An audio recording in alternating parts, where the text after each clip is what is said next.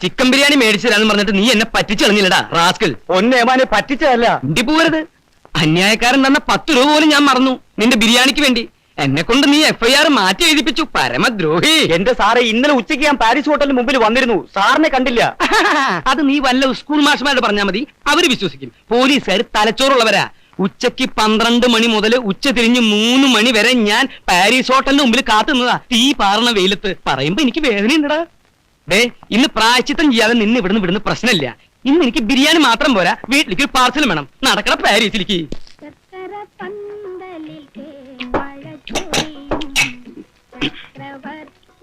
ഇടയ്ക്കേ ഈ അച്ചാറും തൊട്ട് കൂട്ടിയില്ലെങ്കിൽ പെട്ടെന്ന് ബിരിയാണി മട്ടയ്ക്കും.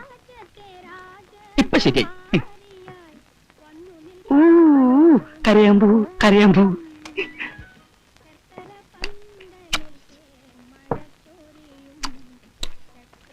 കോഴിയുടെ വേഗത്തിൽ കൂടിയോ എനിക്കൊരു സംശയം. ഉമ്മറേ, പാഴ്സൽ റെഡിയോ? സാറേ, എടുത്തോണ്ടിരിക്കുക.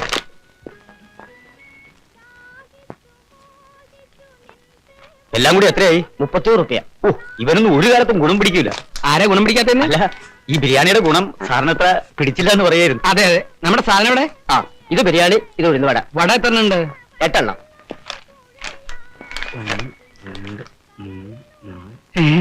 ഇല്ല സാറേ. എന്റെ ഭഗവാനെ, എന്ത് പറ്റി സാർ? 41ാം ചരമദിനം. മോഹൻദാസ്, ശ്രീദേവി. സ്നേഹസ്മരണകളോടെ മീര, മായ, മനു, മഞ്ജു. എന്താണ് ഈ കേൾക്കണത്?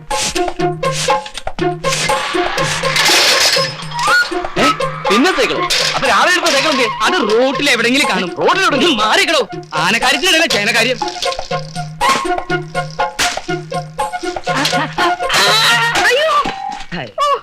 മനുഷ്യനെ സൈക്കിൾ എടുത്ത് കൊല്ലാൻ നോക്കുവാന്നോ? സൈക്കിൾ അല്ല, പാറ്റൻ ടാങ്ക് വന്നിടിച്ചാലും നീ ചാവില്ല ശാന്തേ.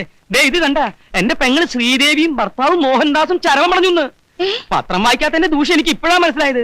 ചാവടി യന്ത്രം കഴിഞ്ഞിട്ട് ദിവസങ്ങൾ ഒരുപാടായി. നോക്കട്ടെ. ഷോ, ഇത് എങ്ങനെ സംഭവിച്ചു? രണ്ടുപേരും ഒന്നിച്ചു ചത്തോ? വല്ലവരും തല്ലിക്കൊന്നതാവും, അല്ലെങ്കിൽ വല്ല വിഷം കഴിച്ചതോ കെട്ടിയതോ ആവും. എനിക്കിതൊന്നും അറിയാൻ പാടില്ലല്ലോ ശാന്തേ. നമ്മളെപ്പോലെ ആത്മഹത്യ ചെയ്യേണ്ട കാര്യമൊന്നും അവർക്കില്ലല്ലോ. പട്ടിണിയുണ്ടോ, പണക്കുറവുണ്ടോ? കൊച്ചിയിൽ ഇഷ്ടം പോലെ കെട്ടിടങ്ങള്, ലോകം മുഴുവൻ ചെമ്മീൻ കയറ്റി വയ്ക്കാനുള്ള ഫാക്ടറി, പിന്നെ എസ്റ്റേറ്റ്, ഫിഷിംഗ് ബോട്ട്. എന്റെ പേടി ഇപ്പൊ അതൊന്നുമല്ല, ഈ സ്വത്തുക്കൾ മുഴുവൻ ആര് നോക്കി നടത്തുന്ന? അയ്യടാ, ഇപ്പൊ വായി വല്ല ഊർന്നുണ്ടോ? ഇതൊക്കെ നേരത്തെ ആലോചിക്കണമായിരുന്നു. ആ ദരിദ്രവാസി ഇത്രയും വലിയ പണക്കാരനാവുന്ന ആരെങ്കിലും അറിഞ്ഞു എന്റെ ശാന്തേ? ഇതാ ഞാൻ പറഞ്ഞത്, നിങ്ങൾക്ക് ദീർഘവീക്ഷണോ ഇല്ല, ബുദ്ധിയില്ലാന്ന്. അത് കളാ. ഇനി നമ്മൾ വൈകൂടാ. എത്രയും വേഗം കൊച്ചിയിലെത്തണം. വല്ലവരും അവിടെ കയറി അധികാരം സ്ഥാപിക്കുന്നതിന് മുമ്പ്. മോഹൻദാസ് ജീവിച്ചിരുന്നപ്പോ കുറെ ശ്രമിച്ചല്ലേ അവിടെ കയറി പറ്റാൻ? എന്നിട്ട് നടന്നോ? അന്ന് നടന്നില്ല, അതുകൊണ്ടാ മരിച്ചപ്പോ കയറി പറ്റാൻ ശ്രമിക്കുന്നത്. അതിനാ പിള്ളേര് നമ്മളെ പഠിക്കാത്ത കയറ്റിയല്ലേ? അതൊക്കെ ഞാൻ എങ്ങനെയെങ്കിലും ഇടിച്ചു കയറും. നീ എന്റെ പിന്നാലെ നിന്നാ മതി. ഒന്നുമില്ലെങ്കിലും ഞാൻ അവരുടെ അമ്മാവനല്ലടി. അയ്യ, നല്ല കുമ്മാവൻ. നേരിട്ട് ഇതുവരെ കണ്ടിട്ട് പോലുമില്ല. അച്ഛനോടും അമ്മയോടും നിങ്ങൾ ചെയ്ത ക്രൂരത മുഴുവനും അവര് പറഞ്ഞോണേ. അതൊക്കെ ഞാൻ വേറെ രീതിയിൽ പറഞ്ഞു കൊടുക്കും. ഇനി ഇപ്പൊ ഇത്തിരി നാറിയാലും അത് ഞാൻ അങ്ങോട്ട് സഹിക്കും. ഇപ്പൊ ഉള്ളതിനേക്കാൾ കൂടുതൽ നാറരുതെന്ന് എനിക്ക് പ്രാർത്ഥനയുള്ളൂ. ഒരു നല്ല കാര്യത്തിന് ഇറങ്ങുമ്പോ തടസ്സം പറയല്ലേ എന്റെ ശാന്തേ. ഈ കാക്കി കയറിയിട്ട് കൊല്ലം എത്രയായി? വല്ലതും നേടിയോ? ഒരാൺവിത്തുള്ളത് ബോംബെ കിടന്ന് തെണ്ട, ഒരു മോളുള്ളത് അമ്മായിമ്മയുടെ ആട്ടും തൂപ്പും നീട്ട് നരയിക്കുക. എന്താണ് അമ്മായിമ്മയ്ക്ക് കുഴപ്പം? ഭാര്യ വീടിന് തിണ്ണനിറങ്ങുന്ന നീ എന്നെ തെറി വിളിക്കുക? അയ്യോ അമ്മേ, ഞാൻ അമ്മയെ പറഞ്ഞതല്ല അമ്മേ. മിണ്ടി പോകരുത് കരുതേ. മിണ്ടി എന്നെ ഞാൻ ചൂലെടുത്തടിക്കും.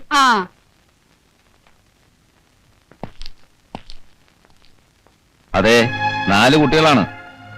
ഒന്നിനും ശരിക്കുള്ള വകതിരിവായിട്ടില്ല. കാർ ആക്സിഡന്റ് ആയിരുന്നു. 30 അടി താഴ്ചയിലേക്ക് കാറ് മറിഞ്ഞു. ഇളയ കുട്ടി മാത്രമേ കൂടുണ്ടായിരുന്നുള്ളൂ. അവൾ അത്ഭുതകരമായി രക്ഷപ്പെട്ടു. പക്ഷേ ആ കുട്ടിക്ക് ഇപ്പൊ സംസാരിക്കാൻ പറ്റില്ല. ഷോക്ക് കൊണ്ടായിരിക്കാം. ആലോചിച്ച ഭയങ്കര കഷ്ട. അങ്ങനെ ബന്ധുക്കളായിട്ട് മോഹൻദാസിന് ആരുമില്ല. ഉള്ളവരുമായിട്ട് വലിയ അടുപ്പമില്ല.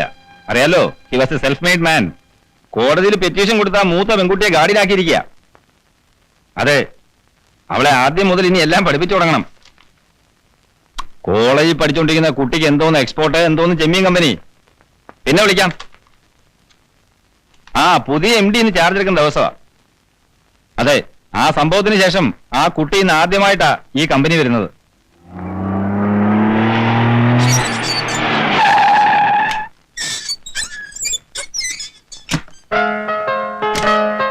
ഒരു മിനിറ്റ് ഇറങ്ങാൻ തരട്ടെ. ഇനി ഇറങ്ങിക്കോളൂ. ഇതാണ് ഇതിന്റെ രീതി. ഞാൻ ഡോർ തുറക്കും, മോൾ ഇറങ്ങും. തന്നെത്താൻ ഡോർ തുറക്കണെങ്കിൽ പിന്നെ ഞാൻ എന്തിനാ? മോളിപ്പം ഈ കമ്പനിന്റെ ഉടമയാ. ആ ചെല്ല്, ധൈര്യമായിട്ട് ചെല്ല്.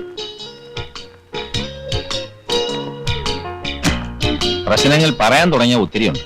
മാൽപേയിൽ കാച്ച് വളരെ മോശമാണ്. And we have only 15 days left for the shipment. പണ്ടത്തെ പോലെ ക്രെഡിറ്റ് കിട്ടുന്നില്ല എന്നുള്ളതാണ് വേറൊരു പ്രശ്നം. മീര, നമുക്കുണ്ടായ ട്രാജഡിക്ക് ശേഷം മൊത്തം കാര്യങ്ങൾ കുഴഞ്ഞു മറിഞ്ഞു. പഴയ സ്ഥിതിയിലാവാൻ നമ്മൾ എല്ലാവരും ചേർന്ന് വലിയൊരു എഫർട്ട് നടത്തേണ്ടിയിരിക്കുന്നു. കോളേജിൽ പോകണമെന്നറിയാം, പക്ഷേ ഡാഡിയുടെ സ്വപ്നമായിരുന്നു ഈ ഫാക്ടറി എന്നുള്ളത് മീരയ്ക്ക് അറിയാലോ. അങ്കിൾ പറഞ്ഞോളൂ, ഞാൻ എന്തൊക്കെയാ ചെയ്യേണ്ടത്? വളരെ ഡീറ്റെയിൽഡ് ആയിട്ട് ഇവിടുത്തെ എല്ലാ കാര്യങ്ങളും മനസ്സിലാക്കുക എന്നുള്ളതാണ് ആദ്യം ചെയ്യേണ്ടത്. ഒരുപാട് പേപ്പേഴ്സ് ഒക്കെ സൈൻ ചെയ്യാൻ കാണുമായിരിക്കും അല്ലേ? മനു പറഞ്ഞു. എന്റെ സിഗ്നേച്ചർ തീരെ ഭംഗിയില്ലാത്തതായിരുന്നു. ഇപ്പൊ നന്നായി, കൊറേ പ്രാക്ടീസ് ചെയ്തു. പേപ്പേഴ്സ് അവിടെ ഇപ്പൊ തന്നെ സൈൻ ചെയ്തേക്കാം. അത് നമുക്ക് സമയമാകുമ്പോൾ ചെയ്യാം. മീര ഇത് ശ്രദ്ധിക്കുക. ഏത്? അതായത് കഴിഞ്ഞ മാസം നമ്മുടെ ലോഡ് കുറച്ച് കുഴപ്പത്തിലായി. Nearly 100 boxes. ക്വാളിറ്റി സബ്സ്റ്റാൻഡേർഡ് ആണെന്ന് പറഞ്ഞ് ദേ സെൻഡ് ഇറ്റ് ബാക്ക്. അയ്യോ, അതെന്താ ക്വാളിറ്റി ശ്രദ്ധിക്കാതിരുന്നത്? മനു അത് പ്രത്യേകം പറഞ്ഞു.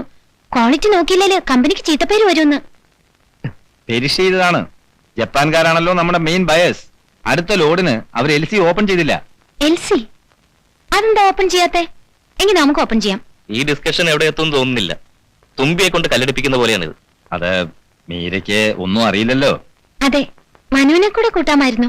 അവൻ എന്നെക്കാളും ബുദ്ധിയാ. ആരാണ് മനു? മനു മീരയുടെ അനിയനാ. 10 വയസ്സ്, 5ാം ക്ലാസ്സിൽ പഠിക്കുന്നു. അതെ, എങ്കിൽ ഇനി സൈൻ ചെയ്യേണ്ട പേപ്പേഴ്സ് എടുക്കും അങ്കിൾ. മീര സൈൻ ചെയ്യുന്ന കാര്യമൊക്കെ വിട്. I am sorry uncle. I tell you the truth. I am little nervous. What? ഞങ്ങളൊക്കെ മീരയുടെ എംപ്ലോയീസാ. മീരയുടെ മുമ്പിൽ ഞങ്ങളാ നെർവസ് ആവേണ്ടത്. That's all right. ഞാൻ പ്രധാന കാര്യം പറയാം. പർച്ചേസ് കാര്യക്ഷമമാക്കാൻ പെട്ടെന്ന് കുറച്ച് ഫണ്ട്സ് ഉണ്ടാക്കേണ്ടി വരും. എന്ത് ഫണ്ട്?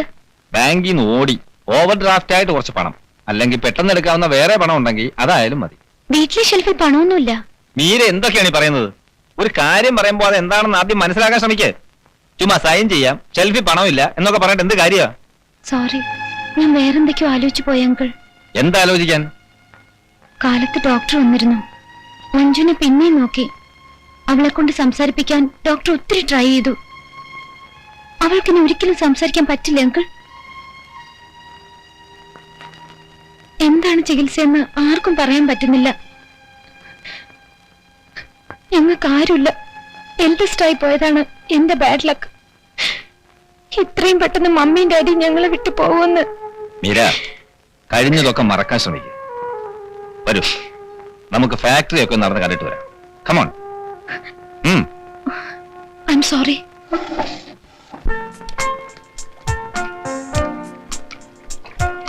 ഇതാണ് ക്ലീനിങ് ആൻഡ് സോർട്ടിംഗ് സെക്ഷൻ. ഇവിടെ 160ഓളം ലേബറേഴ്സ് ഉണ്ട്. 160 പേരെയൊന്നും കാണാനില്ലല്ലോ. 3 ഷിഫ്റ്റാ. ഓ, അപ്പൊ 24 hours ജോലി നടക്കൂ? ആ, മിക്കവാറും. ഇതാണ് പാക്കിംഗ് സെക്ഷൻ.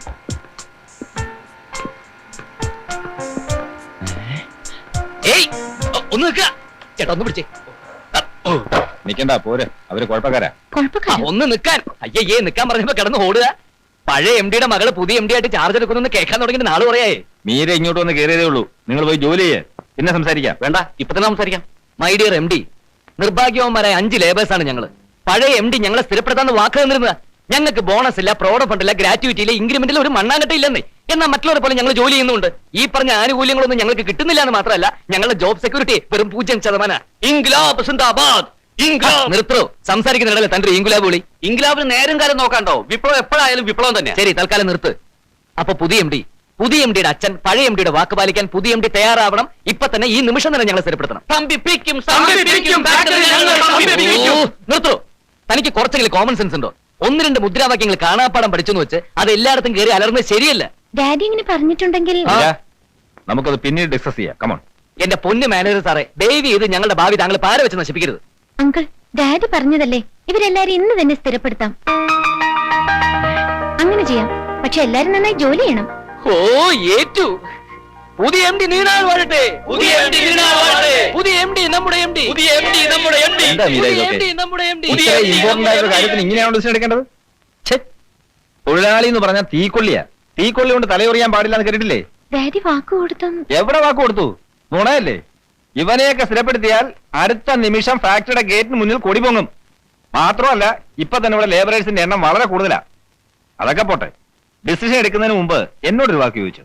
Sorry uncle. അങ്ങനെയാണെങ്കിൽ അവരെ സ്ഥിരപ്പെടുത്തണ്ട. അവൻ പറഞ്ഞത് കേട്ടില്ലേ? ഞാൻ അവന്റെ ഭാവിക്ക് പാര വെക്കുകയാണെന്ന്.